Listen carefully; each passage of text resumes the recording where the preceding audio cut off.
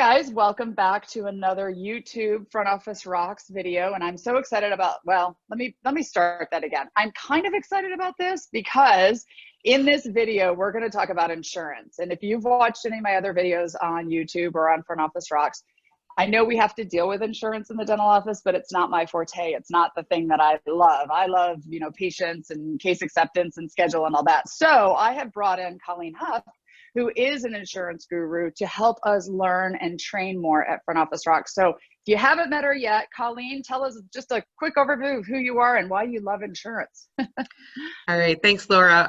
Colleen Huff, I call myself the dental insurance coach. And I love insurance. I love it, I think, because it's kind of like a mystery. I always date myself. I have a little bit of Nancy Drew in me. I like to figure things out. And I've found over the years trying to understand the insurances and get them right is a goal of mine. It makes it so that the patients are happy because they're getting the work paid for. The doctors are happy because they're not writing things off. And it's a help to the patients because we can help them get the work done they didn't think they could have. Along with that is understanding all the different types of insurances, which we both know has changed immensely in the last 5 or 6 years. It's gotten much more difficult for these offices to understand all of what's coming at them. And the slide that we have up there shows a few of the different types of plans that you run, the types of plans you run into across the country. And what I found is a lot of office managers or insurance coordinators don't even know what some of these terms are. So if you're not familiar with the terminology, then when the phone call comes in from the patient, you may be sending somebody away that you're par with and you don't even realize it. Okay, you just said a word. What is PAR? Because I'm going to help you through all these things that people may not even know the words to. All right. So PAR is participating with that insurance company. So your office may have signed a contract with an insurance company, and you may participate with them, meaning you're accepting certain fees from them, which that's on one of the slides that we have in the training.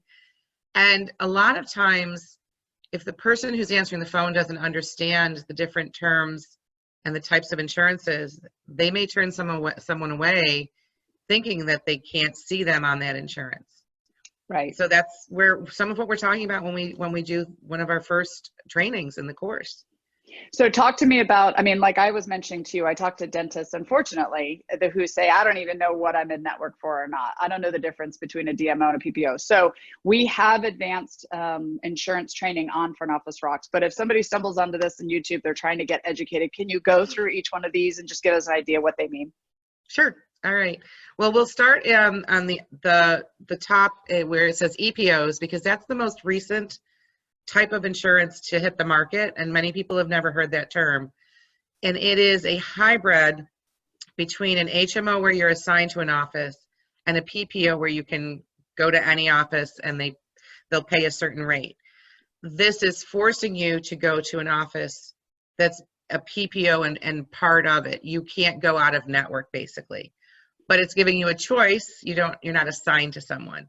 So it's a little bit of a hybrid that's come about, and that's probably one of the more confusing ones that's hit the market recently. For example, an office I'm still working in, I'm still in the trenches. We are a Delta Premier dentist. We are not a PPO.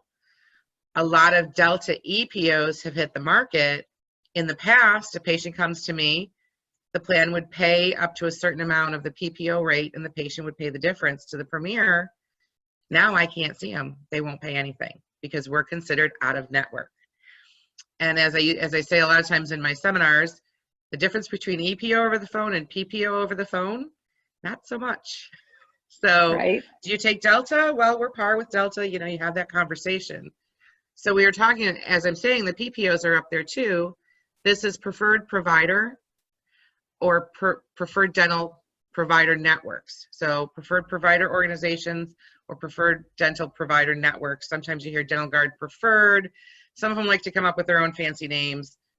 Basically, these are plans that you've signed a contract and agreed to a certain set of fees, and that you won't charge above those.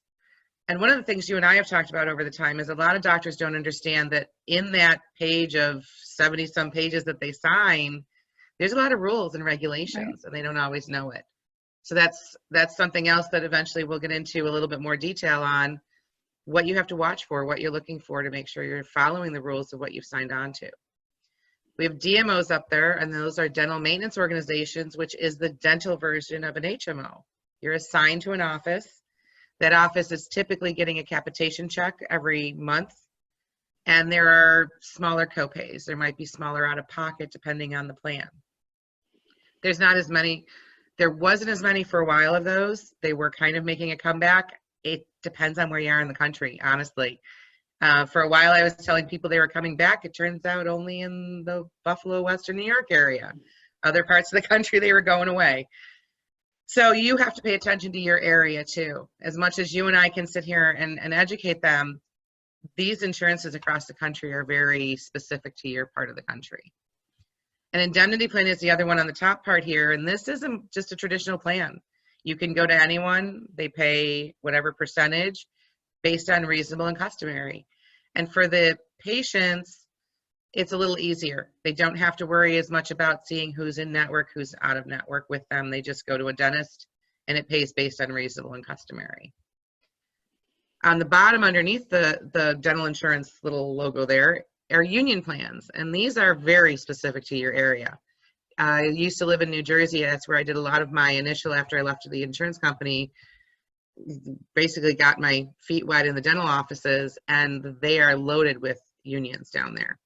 And there's more unions than I think guessing almost any part of the country. There's huge, because you have all of New York City, you have textile unions, you have carpenter unions, you have a lot of different types of union plans. And we had whole books of them, and you had to go through, and everything was different. It could be the carpentry union, 102 versus 104, and they're all different rules. So with union plans, pay very close attention. Many times those patients aren't used to paying anything out of pocket. A lot of the union plans pay in full. So when you do mess up and they have to pay something, they don't like you very much. So we have to be careful. Medicaid are the Medicaid plans. These are ones that you have to follow your rules or you can't collect. Medicaid are your state plans, your child health plus plans, your family health plus plans. And that changed a lot with what we have down here, the ACA plans, which stands for the Affordable Care Act, which when it first came out was very specific. You had to be signed on, you had to be participating, and a lot of people just stayed away from it. And now the Affordable Care Act plans are a little bit more flexible. Some of them have PPOs on them, but these are the plans that people purchase on their own through the marketplace, either at healthcare.gov or through their own state marketplace. It used to be harder to figure these out when it first came out. It's gotten a little bit easier. The confusing part to a lot of offices is there's not an employer. So we're used to saying, who do you work for? And this is their own, and it's their own. So you have to get creative sometimes on how you're tracking that. And the last one is your reduced fee plans. And these are the plans that a doctor can participate with for an area and they just pay to you. But again, there's rules within that. There might be things that you can collect on, like you can collect sometimes for sterilization, for oral health care instructions. So these are all things that people aren't always aware of, or these doctors sign on thinking they're on all these great networks. But if your front team members don't know what they're doing with it, you could be losing out. And that's probably the lesson that we want in this YouTube video, is just to realize, first of all, there's so many different plans, and your team needs to be trained on what they're doing, what they're telling patients, how they put it into your computer system, how they estimate things. And secondly, they're always changing. I mean, Colleen and I are trying to make videos, and as we're making them, there's new additions and things changing. So you've got to make sure that you're keeping up to speed. We both believe you should not be insurance driven, like run your practice just based off of insurance, but we do believe that you need to be insurance savvy. So you need to be training team members, you need to be training yourself. If you aren't comfortable knowing these terms, then you need to get more education in it. Because at the end of the day, this is your practice, this is your patients, this is your license, and we want to make sure that you're accountable in this area. So Colleen, that was awesome. And like I said, we have a lot more training in this. I mean, Colleen loves this stuff, if you can't tell. So if you have questions, comment down here on the bottom in this YouTube video. We can answer questions. Subscribe to this channel. We'll be adding more videos about this and other topics. And thanks, Colleen. That was very educational. Thanks, Laura.